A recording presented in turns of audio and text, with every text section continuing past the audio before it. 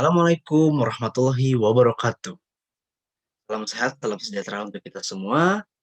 Pada kesempatan kali ini, kami kelompok 4 perpajakan yang beranggotakan Desi Septiani, Husnul Khotimah, Ratu Anggi Apriyani Usman, dan saya sendiri Muhammad Tafa Yubari. Di sini kami akan menjelaskan tentang pajak penghasilan pasal 21 dan pasal 26. Maka dari itu, jangan lupa disimak video ini dan kami harap teman-teman dapat mengerti setelah kami jelaskan. Assalamualaikum warahmatullahi wabarakatuh. Saya Husnul Khotimah di sini dengan NIM 19092226. Di sini akan menjelaskan tentang pengertian PPh pasal 21, pengertian PPh pasal 26, dasar hukum PPh pasal 21, dasar hukum PPh pasal 26, dan pengertian PPh terutang. Yang pertama adalah PPh pasal 21. PPh pasal 21 adalah cara pelunasan PPh dalam tahun berjalan melalui pemotongan pajak atas penghasilan yang diterima atau diperoleh wajib pajak orang pribadi dalam negeri sehubungan dengan pekerjaan dan juga jasa. Sedangkan PPh pasal 26 yaitu pajak penghasilan pada bulan dilakukannya pembayaran atau akhir bulan terutangnya penghasilan tergantung peristiwa yang terjadi terlebih dahulu untuk pemotongan pajak penghasilan wajib pajak luar negeri. Yang di sini artinya PPh pasal 21 mengatur tentang pajak penghasilan yang harus dibayarkan wajib pajak di dalam negeri. Sedangkan PPh pasal 26 mengatur tentang pajak penghasilan yang diwajibkan untuk wajib pajak di luar negeri. Ada 5 dasar hukum PPh pasal 26. Yang pertama, Undang-Undang Nomor 6 Tahun 1983. Yang kedua, Undang-Undang Nomor 7 Tahun 1983. Yang ketiga, Keputusan Kementerian Keuangan Republik Indonesia Nomor 541 KMK 04 Tahun 2000.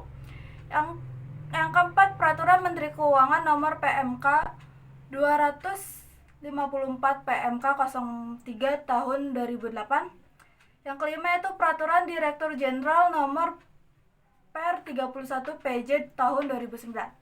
Selanjutnya adalah dasar hukum PPh pasal 26. Dasar hukum PPh pasal 26 ada 4. Yaitu pertama pasal 26 Undang-Undang PPh, yang kedua Peraturan Menteri Keuangan Nomor 82 PMK 03 Tahun 2008.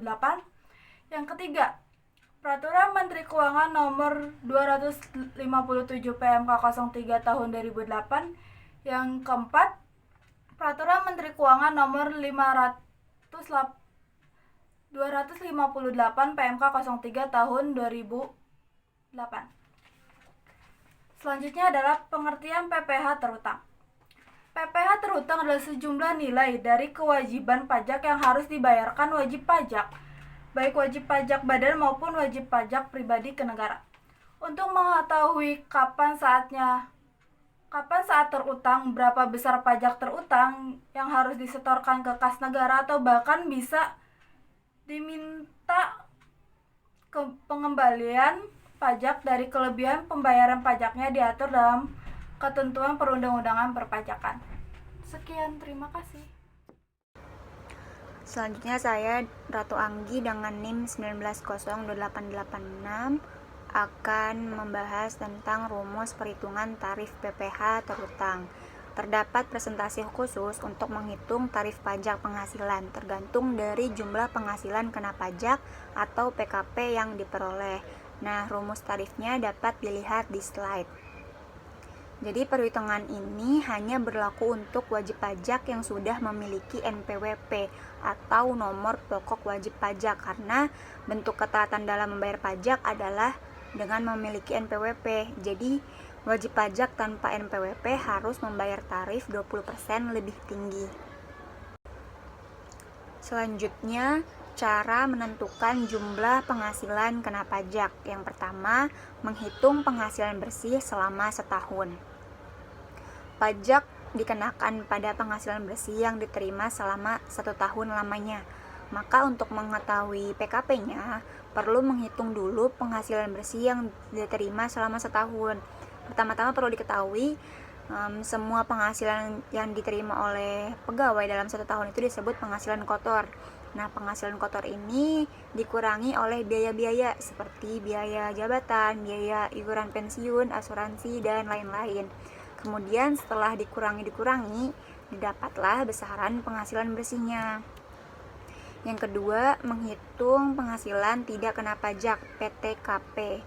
Setelah menghitung penghasilan bersih, kemudian menghitung PTKP-nya. Nah, PTKP ini menjadi angka yang mengurangi pajak yang harus dibayar.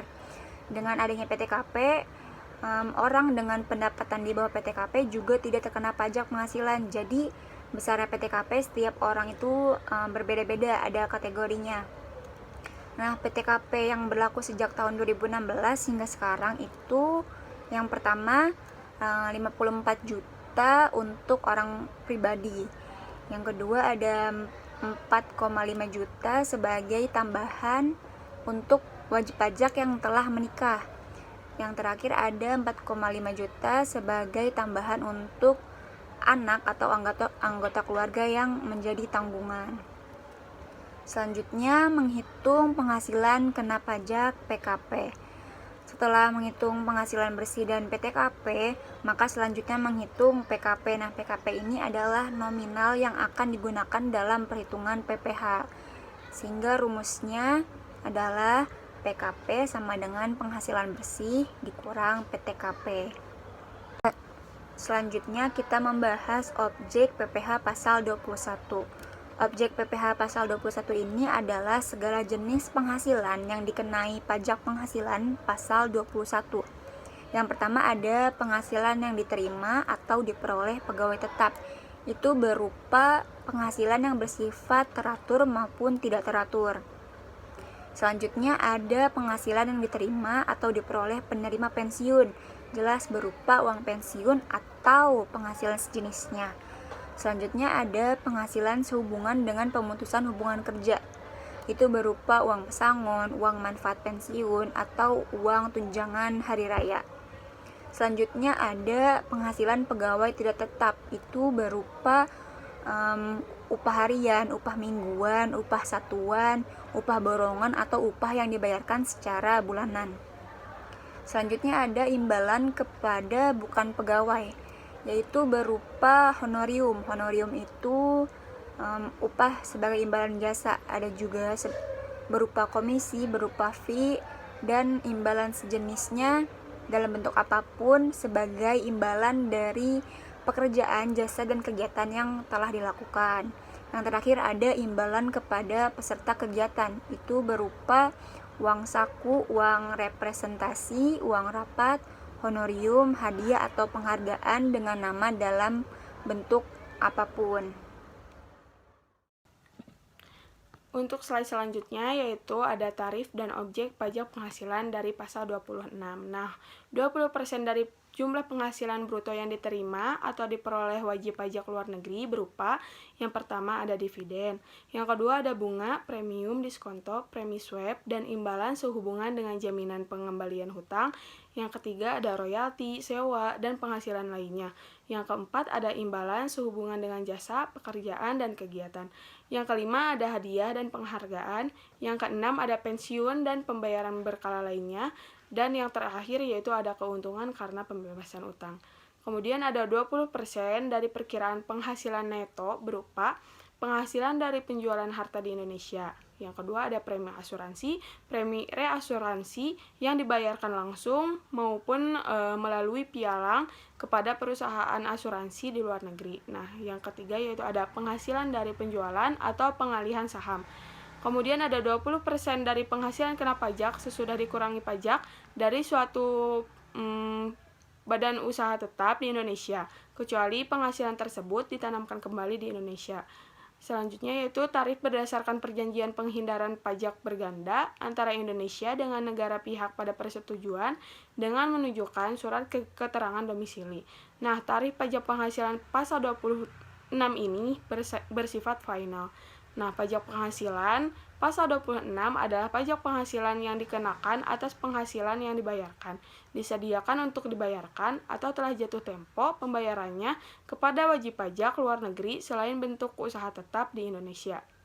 Nah, slide selanjutnya yaitu ada pemotongan pajak penghasilan pasal 21. Nah, perlakuan atas pajak penghasilan 21 ini sangat bervariasi tergantung pada jenis penghasilannya. Ada berbagai kategori jenis penghasilan yang dikenakan pada PPh 21 ini. Yang pertama, ada penghasilan bagi pegawai tetap, pegawai tidak tetap, bukan pegawai, dan penghasilan yang dikenakan PPh 21 final juga penghasilan lainnya. Nah, untuk pemotongan pajak penghasilan pasal 21, ada setiap orang atau pribadi atau badan yang diwajibkan oleh undang-undang. Nah, yang pertama yaitu ada pemberian kerja atau orang pribadi dan badan. Nah, pemberi kerja yang terdiri dari orang pribadi dan badan, baik merupakan pusat maupun cabang, perwakilan atau unit yang membayar gaji upah, honorarium, tunjangan, dan pembayaran lain. Nah, yang kedua yaitu ada bendaharawan atau pemegang kas pemerintah, baik pusat maupun daerah. Yang ketiga yaitu ada dana pensiun. Nah, badan penyelenggara jaminan sosial tenaga kerja dan badan-badan lain yang membayar uang pensiun dan tunjangan hari tua atau jaminan hari tua.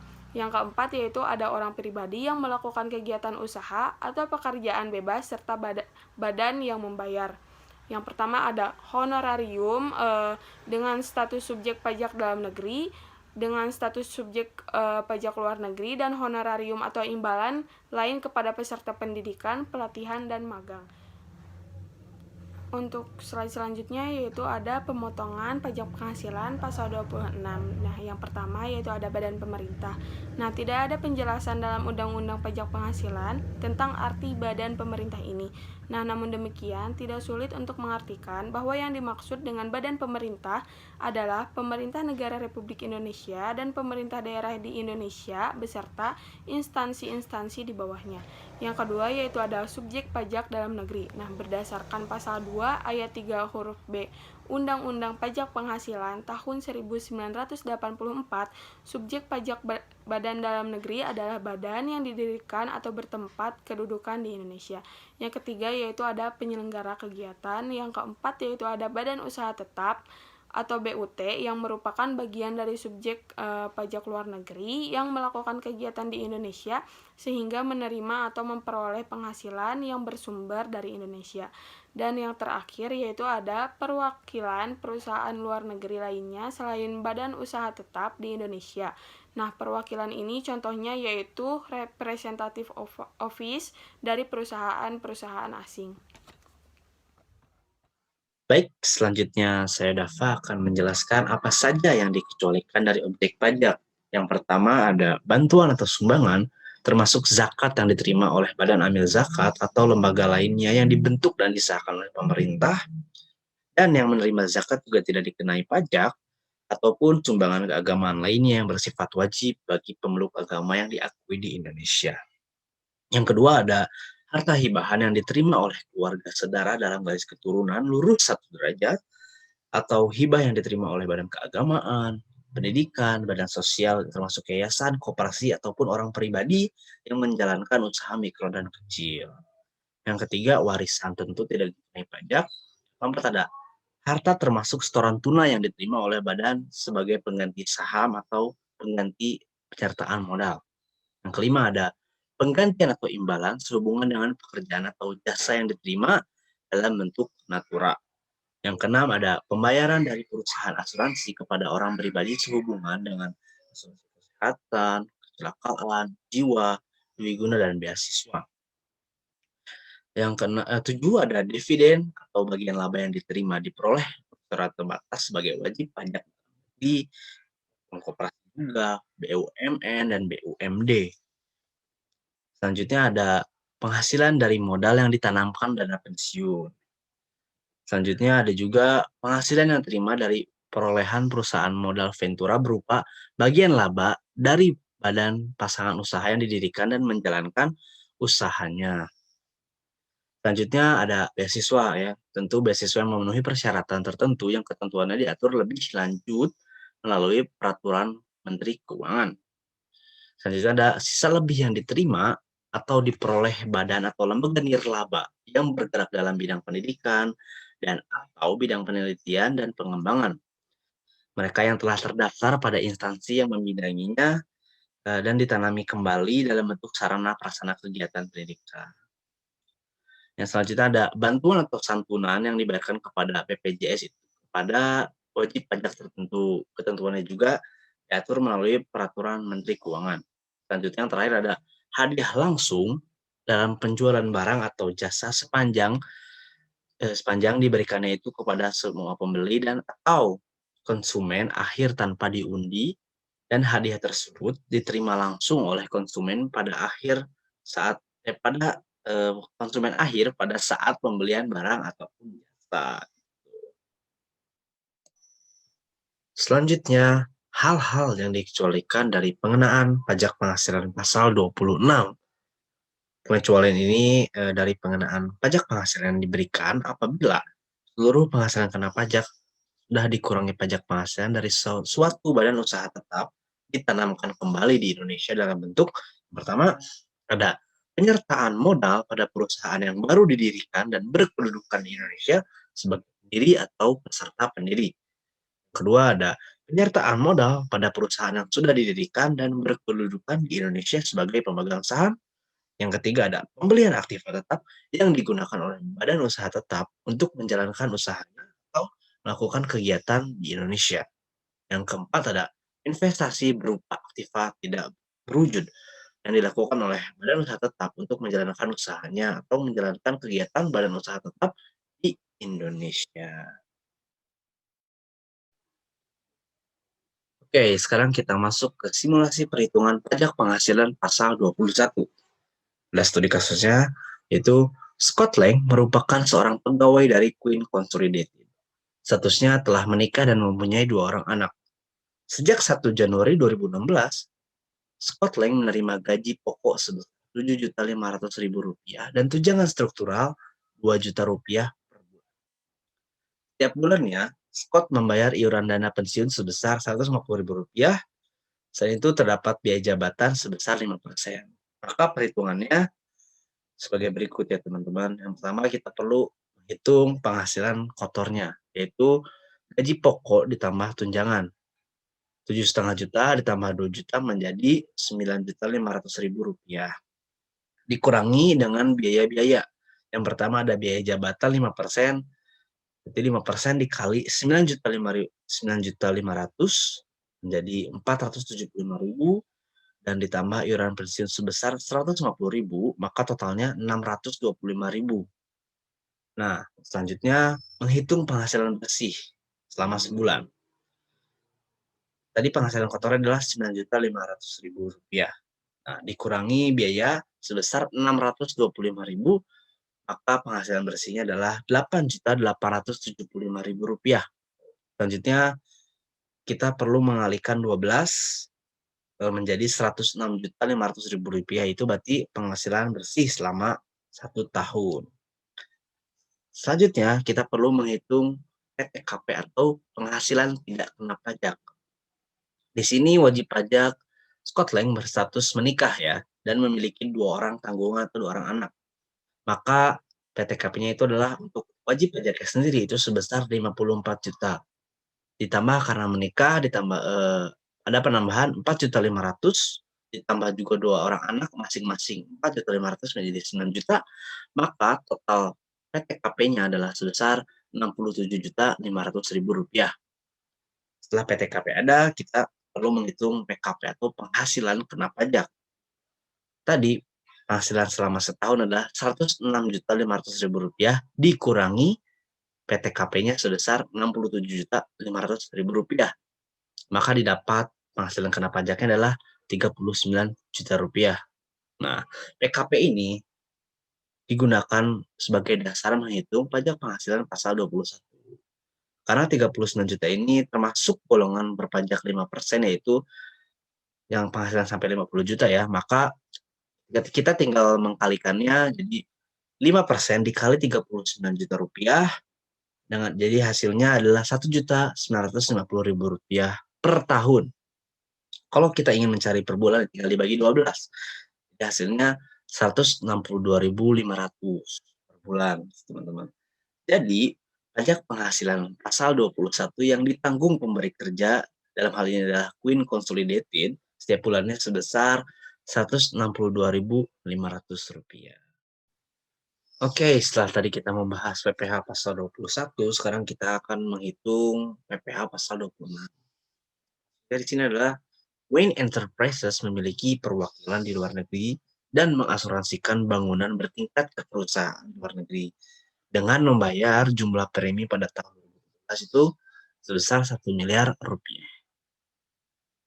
Untuk menghitung PPh pasal 26 itu kita perlu tahu tarifnya dulu, dan tarifnya adalah 20% dikali penghasilan neto. Dari mana penghasilan neto didapat? Ini adalah premi yang dibayarkan kepada perusahaan luar negeri, baik secara langsung maupun tidak langsung. Itu adalah cara menghitungnya 50% dikali premi yang dibayarkan. Di sini premi yang dibayarkan adalah 1 miliar.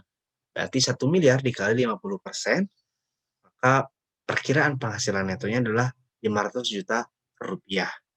Lanjut kita menghitung PPh pasal 26 ini, langsung saja 20% dikali 500 juta rupiah sebagai penghasilan neto, maka dari itu PPh pasal 26 ini adalah 100 juta rupiah. Sama saja jika tadi langsung dikalikan 50% dikali 20% langsung dikalikan 1 miliar, maka hasilnya pun akan sama gitu, teman-teman. Juga kalau kita 10% langsung dikali miliar, hasilnya pun akan tetap 100. Baik, mungkin cukup sekian yang dapat kami sampaikan. Mohon maaf bila terdapat banyak kesalahan karena kesempurnaan hanya milik Allah Subhanahu wa Ta'ala.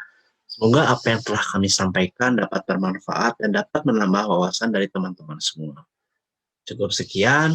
Wassalamualaikum warahmatullahi wabarakatuh.